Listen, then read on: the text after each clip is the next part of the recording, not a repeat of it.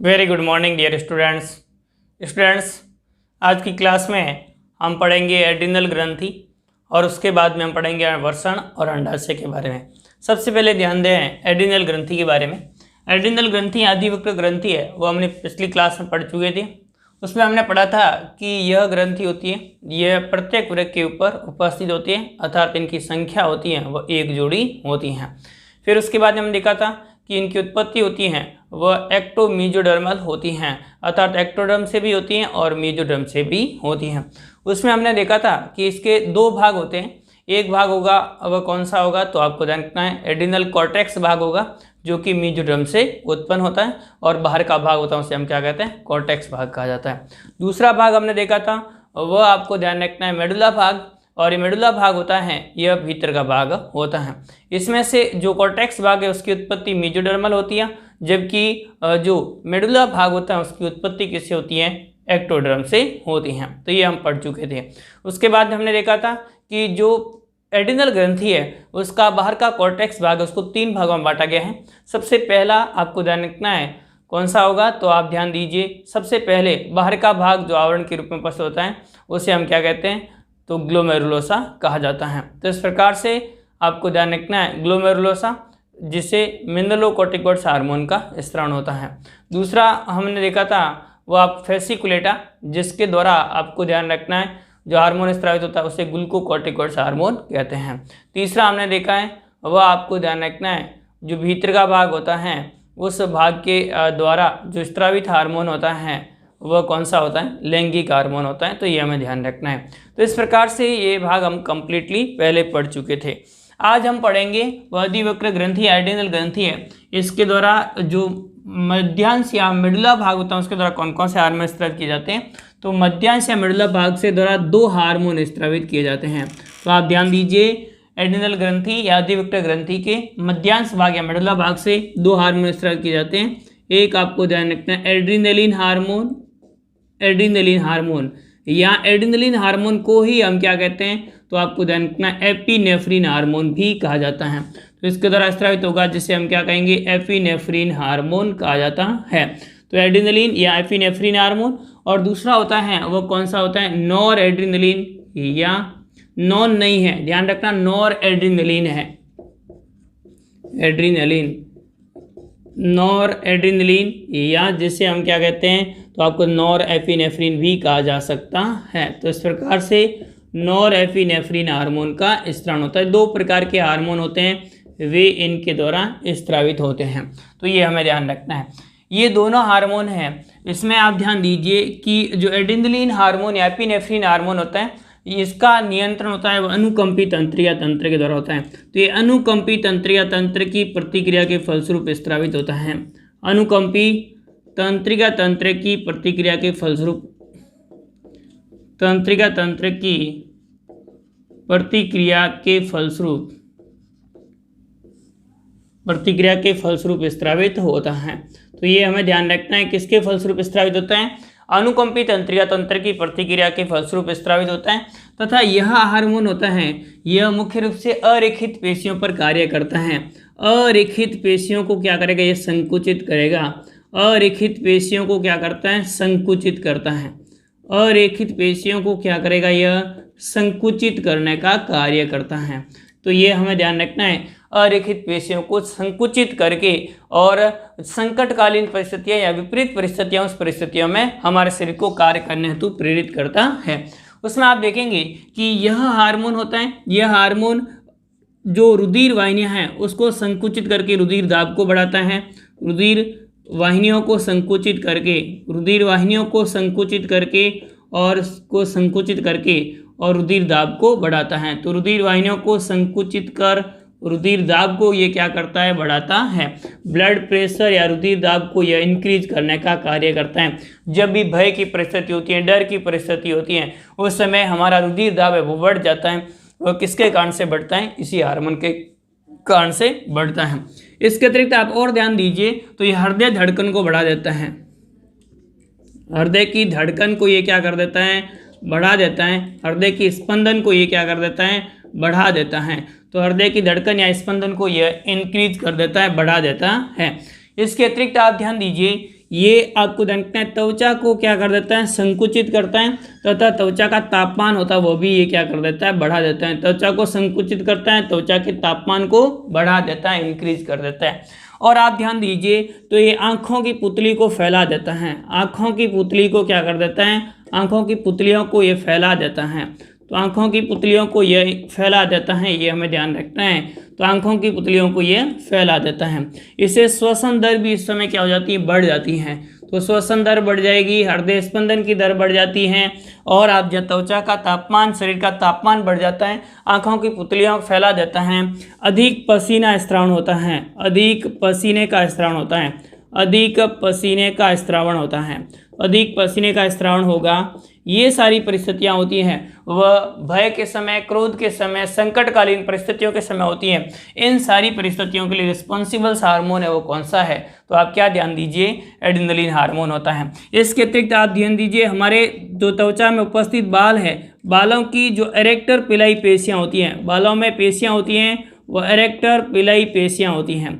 तो इस प्रकार से एरेक्टर पिलाई पेशियाँ होगी, उन एरेक्टर पिलाई पेशियों को ये क्या कर देता है, संकुचित कर देता है। एरेक्टर पिलाई पेशियाँ होगी, उन पेशियों को ये क्या कर देता है, संकुचित करता है, और उनके संकुचित होने से बाल खड़े हो जाते हैं। त्वचा के बाल होते हैं वो बाल कैसे हो जाते हैं, खड़े हो जाते हैं। यह भी आपको ध्यान रखना है, भय के समय की परिस्थिति में ऐसा देखा जाता है। तो ये सारे जो है वो आपको ध्यान रखना प्रभाव है वो किस हार्मोन के कारण से दिखाई देते हैं, एड्रेनलिन हार्मोन के कारण से दिखाई देते हैं। और आप ध्यान दीजिए तो इस हार्मोन के मुख्य आप ध्यान दीजिए तो क्या है, भय और संकटकालीन परिस्थितियों में यह हार्मोन उत्तेजित शरीर को करके और आपको ध्यान रखना है कार्य करने हेतु या उस परिस्थितियों से सामना करने हेतु हमारे शरीर को तैयार करता है। तो ये हमें ध्यान रखना है किस हार्मोन के बारे में, इस एड्रेनलिन हार्मोन के द्वारा। इन एड्रेनलिन हार्मोन होगा वह संकटकालीन परिस्थितियों को सामना करने के लिए तैयार करता है। तो आप ध्यान दीजिए एड्रेनलिन हार्मोन, एक ही शब्द में लिखूं तो क्या लिख सकता हूं, एड्रेनलिन हार्मोन संकटकालीन परिस्थितियों को सामना करने हेतु, संकटकालीन परिस्थितियों में सामना करने हेतु, कालीन परिस्थितियों का सामना करने हेतु तैयार करता है। संकटकालीन परिस्थितियों से सामना करने हेतु तैयार करता है, सामना करने हेतु तैयार करता है। तो इस प्रकार से सामना करने हेतु तैयार करता है वह कौन सा हार्मोन करता है, तो आप क्या ध्यान दीजिए, एड्रेनलिन हार्मोन करता है। यह हार्मोन है वो यकृत में ग्लाइकोजन को ग्लूकोज के रूप में परिवर्तित करके रक्त में ग्लूकोज की मात्रा को बढ़ाता है तथा हृदय की धड़कन को बढ़ाता है, जिसके कारण से शरीर में ऊर्जा के संचार की क्रियाविधि बढ़ जाती है। और शरीर में ऊर्जा के संचार की क्रियाविधि बढ़ने के कारण से हम संकटकालीन भय या डर की परिस्थितियों का आसानी से सामना कर पाते हैं। तो यही हार्मोन है वो कौन सा हार्मोन है, एड्रेनलिन हार्मोन या एपिनेफ्रिन हार्मोन। दूसरा हार्मोन है नॉर एड्रेनलिन या नॉर एपिनेफ्रिन हार्मोन। यह हार्मोन होगा, यह आपको ध्यान रखना है जस्ट एड्रेनलिन हार्मोन होता है, उसके द्वारा जो उत्तेजित अवस्थाएं होती हैं उसको पुनः सामान्य अवस्था में लाने का कार्य करता है। तो यह आपको क्या ध्यान रखना है, एड्रेनलिन हार्मोन की उत्तेजित प्रावस्था को सामान्य अवस्था में लाने का कार्य करता है, प्रावस्था को सामान्य अवस्था में लाने का कार्य करता है, सामान्य अवस्था में लाने का कार्य करता है। तो इस प्रकार से जो एड्रेनलिन हार्मोन है उस हार्मोन के जस्ट विपरीत काम करेगा, परंतु आपको ध्यान रखना है इसमें क्या काम करेगा, यह जो उत्तेजित अवस्था है उस अवस्था को वह पुनः सामान्य अवस्था में लाने का कार्य है वह कौन सा हार्मोन करता है, नॉर एड्रेनलिन हार्मोन करता है। तो एड्रेनलिन हार्मोन की उत्तेजित अवस्था होगी उसको पुनः सामान्य अवस्था में, जैसे ब्लड प्रेशर बढ़ा हुआ तो उसको सामान्य अवस्था में लाने का, इसी प्रकार से हृदय स्पंदन की दर है बढ़ी हुई है, श्वसन की दर बढ़ी, उसको सामान्य अवस्था में लाने का।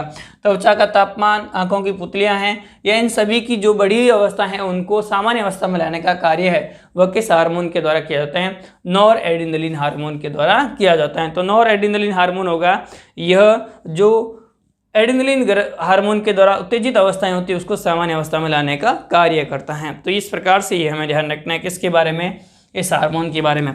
अब ध्यान दीजिए दो फैक्ट है आपको अच्छे से ध्यान रखना है। एक तो फैक्ट ध्यान रखना है अधिवृक्क ग्रंथि होती है, उस अधिवृक्क ग्रंथि द्वारा स्रावित हार्मोन होते हैं, अधिवृक्क ग्रंथि द्वारा स्रावित हार्मोन किस किस में काम करते हैं, तो आपको ध्यान रखना है ये भय में काम करते हैं, फियर में। जब भी भय हो उस समय की परिस्थितियों से सामना करने का कार्य करता है। इसी प्रकार से आपको ध्यान रखना है जो कभी हम डर लगता है और देखते हैं कि यहाँ हमारी जीत सुनिश्चित नहीं है तो हम वहाँ से भाग जाते हैं, यानी प्लायन कर जाते हैं, फ्लाइट।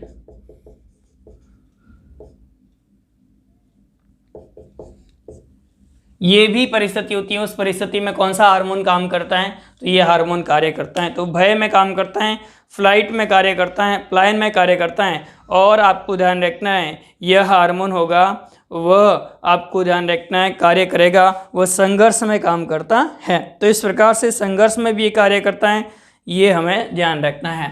तो इस प्रकार से तीनों परिस्थितियों में कार्य करता है, संघर्ष में भी ये कार्य करता है, फाइट। तो ये इस कारण से इस ग्रंथि को हम क्या कहते हैं, 3F ग्रंथि कहा जाता है। तो ये ग्रंथि 3F ग्रंथि के नाम से भी जानी जाती है। क्यों जानी जाती है, क्योंकि ये भय, प्लायन और संघर्ष इन तीनों परिस्थितियों में कार्य करने वाली ग्रंथि होती है। इस कारण से अधिवक्र ग्रंथि है उसे हम क्या कहते हैं, 3F ग्रंथि भी कहा जाता है। एक और ध्यान रखना है, इस ग्रंथि को 4S ग्रंथि भी कहा जाता है। इस ग्रंथि को हम किस नाम से जानते हैं, 4S ग्रंथि भी कहा जाता है। ये 4S ग्रंथि के नाम से भी जानी जाती है क्योंकि यह ग्रंथि होती है, यह आपको ध्यान रखना है तनाव के समय भी काम करती है, यानी स्ट्रेस के समय काम करती है। तो स्ट्रेस या तनाव के समय काम करती है, तो स्ट्रेस के समय काम करेगी।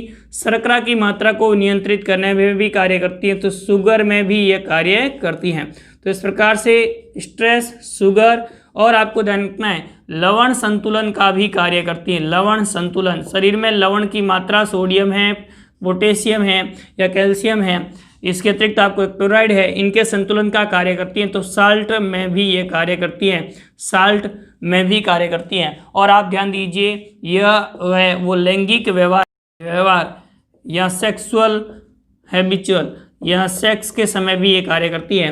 इस कारण से इस ग्रंथि को हम किस नाम से जानते हैं, 4S ग्रंथि भी कहा जाता है। तो ये दो वर्ड है, अच्छे से आपको ध्यान रखना है।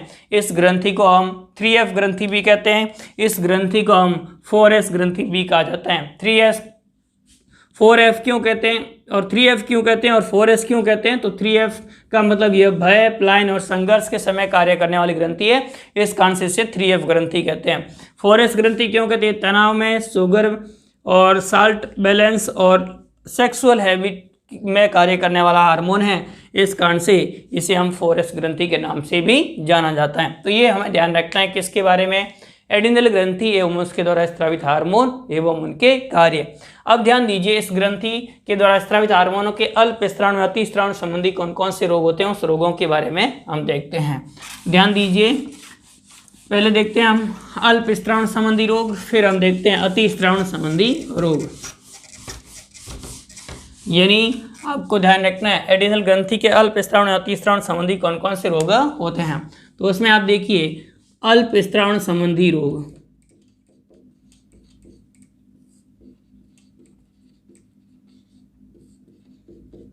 और दूसरे हमें ध्यान रखते हैं अति स्राव संबंधी रोग।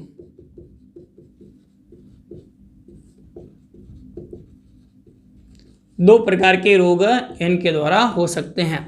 अल्प स्राव में एक रोग आपको ध्यान रखना है जिसे हम क्या कहते हैं, एडिसन का रोग कहते हैं। थॉमस एडिसन, जिसे अंतःस्रावी तंत्र का जनक कहा जाता है, इन थॉमस एडिसन ने इसकी खोज की थी। इस कारण से इस रोग को हम किस नाम से जानते हैं, एडिसन रोग के नाम से जानते हैं। एडिसन रोग होता है यह अल्प स्राव के कारण से होता है, यानी जो ग्लूकोकॉर्टिकॉइड्स और मिनरलोकॉर्टिकॉइड्स हार्मोन, मुख्य रूप से मिनरलोकॉर्टिकॉइड्स हार्मोन होगा उसके अल्प स्राव से,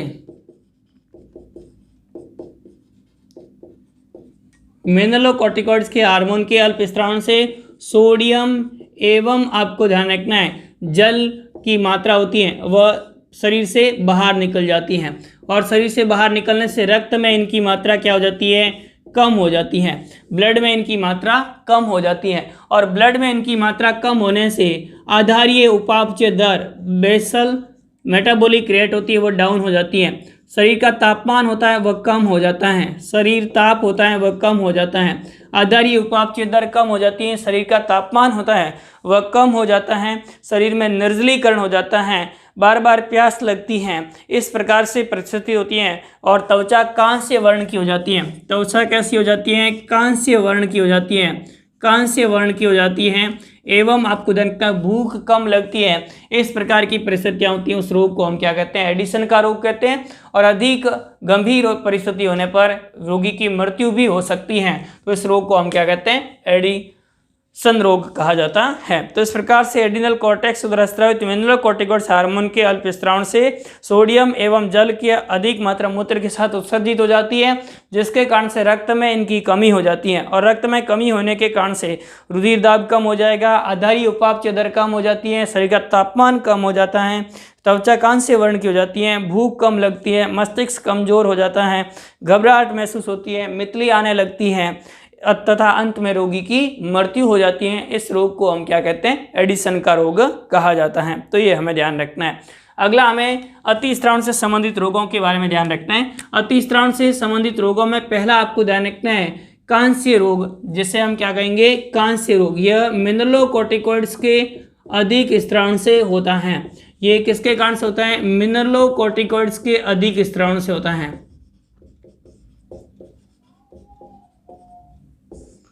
कॉइड के अधिक स्रावन से रोग होता है, जिसे हम कांस्य वर्ण रोग कहा जाता है। अधिक स्रावन से होता है। तो इस प्रकार से मिनरलोकॉर्टिकॉइड्स हार्मोन होगा, उसके अधिक स्रावन के कारण से कौन सा रोग होता है? कांस्य रोग हो जाता है। तो इस प्रकार से कांस्य रोग होता है, वह किसके कारण से होता है? मिनरलोकॉर्टिकॉइड्स के अधिक स्रावन से। और अधिक स्रावन होगा तो क्या होगा? तो आपको ध्यान रखना है कांस्य रोग। कांस्य रोग अधिक स्रावन से होगा, उसमें होगा क्या? तो आपको ध्यान रखना है सोडियम एवं अन्य लवणों की मात्रा वो क्या हो जाएगी? अनियमित हो जाएगी। लवणों की मात्रा कैसी हो जाएगी? अनियमित। अब सोडियम और अन्य लवणों की मात्रा अनियमित होने के कारण से जो पेशी संकुचन की क्रियाविधि है, पेशी एवं तंत्रिका कोशिकाओं के संकुचन की क्रियाविधि है, पेशी एवं तंत्रिका कोशिकाओं के संकुचन की क्रियाविधि है, वह क्या हो जाती है? अनियमित हो जाती है। और असामान्य होने के कारण से रोग होता है, उसे हम कांस्य रोग कहते हैं। तो इस प्रकार से कांस्य रोग हमें ध्यान रखना है। इसके अतिरिक्त आपको ध्यान रखना है कुशिंग रोग। कुशिंग रोग होता है, वह भी आपको ध्यान रखना है। जो एडिनल ग्रंथि के कॉर्टेक्स भाग है, उनके द्वारा स्रावित हार्मोन है, उनके अधिक स्रावन के कारण से होता है। इस रोग में भी आपको ध्यान रखना है, जो त्वचा है उस त्वचा में आपको ध्यान रखना है और हड्डियों में अनियमित रूप से वृद्धि होने लगती है, तथा आपको ध्यान रखना है जल एवं सोडियम तथा ग्लाइकोजन का जमाव अधिक हो जाता है और प्रोटीन उपापचय बढ़ जाता है। तो ये हमें ध्यान रखना है किसके बारे में? कुशिंग रोग के बारे में। यानी त्वचा एवं अस्थियों की अधिक वृद्धि होती है। त्वचा एवं अस्थियों की अधिक वृद्धि होती है। अस्थियों की अधिक वृद्धि होती है। इसका कारण क्या है? अधिक वृद्धि होती है, इसका कारण है वह है एडिनल कॉर्टेक्स भाग के द्वारा स्रावित हार्मोनों का अधिक स्राव होना। अधिक स्राव होगा तो क्या होगा? सोडियम की मात्रा बढ़ जाएगी, यकृत में ग्लाइकोजन की मात्रा क्या हो जाएगी? बढ़ जाएगी। सोडियम की मात्रा बढ़ जाएगी, यकृत में ग्लाइकोजन का जमाव बढ़ जाएगा, और इन सभी के कारण से जो रोग होता है उसे हम क्या कहते हैं? कुशिंग रोग कहा जाता है। इसके अतिरिक्त और आप ध्यान दीजिए हिर्सुटिज्म रोग। अगला कौन सा रोग ध्यान रखना है आपको? हिर्सुटिज्म रोग। तो इस प्रकार से हिर्सुटिज्म रोग, हिर्सुटिज्म रोग यह रोग होता है। इस रोग में क्या होगा? तो आपको ध्यान रखना है हिर्सुटिज्म रोग में महिलाओं में पुरुषों के लक्षण प्रकट हो जाते हैं। महिलाओं में पुरुषों के लक्षण प्रकट हो जाते हैं। पुरुषों के लक्षण प्रकट हो जाते हैं, वह इस हार्मोन के अतिस्रावन से होता है। तो उस रोग को हिर्सुटिज्म रोग कहा जाता है। इसके अतिरिक्त आपको ध्यान रखना है गायनेकोमास्टिया रोग। गायनेकोमास्टिया रोग यह रोग होता है, इसमें आपको ध्यान रखना है पुरुषों में महिलाओं के लक्षण प्रकट हो जाते हैं। पुरुषों में महिलाओं के लक्षण प्रकट हो जाते हैं। पुरुषों में महिला के लक्षण प्रकट हो जाते हैं। पुरुषों में महिला के लक्षण प्रकट होते हैं, उस रोग को हम क्या कहते हैं? तो आपको ध्यान रखना है गायनेकोमास्टिया कहा जाता है। तो इस प्रकार से गायनेकोमास्टिया रोग होता है, हिर्सुटिज्म रोग, कुशिंग रोग और कांस रोग होता है। ये सारे रोग किसके कारण से होते हैं? तो आपको ध्यान रखना है अतिस्रावण से संबंधित होते हैं। इसके अतिरिक्त एडिमा रोग भी होता है। यह आपको ध्यान रखना है इन हार्मोनों के अतिस्रावण के कारण से शरीर में गांठें बन जाती हैं और जो है वो पैरों में सूजन आ जाती हैं। इस रोग को हम क्या कहते हैं? एडिमा रोग कहा जाता है। तो एडिमा रोग भी इसी के कारण से होता है। तो ये कुल मिलाकर के जो है वह 5 प्रकार के रोग हमें ध्यान रखना है जो अतिस्रावण से होता है। कांस रोग, कुशिंग रोग, उसके बाद में हिर्सुटिज्म रोग और गायनेकोमास्टिया रोग और एडिमा रोग, ये 5 प्रकार के रोग है वह अतिस्रावण से संबंधित रोग होते हैं। तो ये हमें ध्यान रखना है किसके बारे में? अतिस्रावण संबंधी कौन कौन से रोग होते हैं। तो ये हमारी जो ग्रंथि है एडिनल ग्रंथि यह कंप्लीट होती हैं। ये इंपॉर्टेंट है, अच्छे से आपको ध्यान रखनी है। अगला हम 2 छोटी छोटी ग्रंथियाँ और है उसके बारे में डिटेल से अध्ययन कर लेते हैं। नेक्स्ट अगली ग्रंथि है वह हमें ध्यान रखनी है वृषण के बारे में।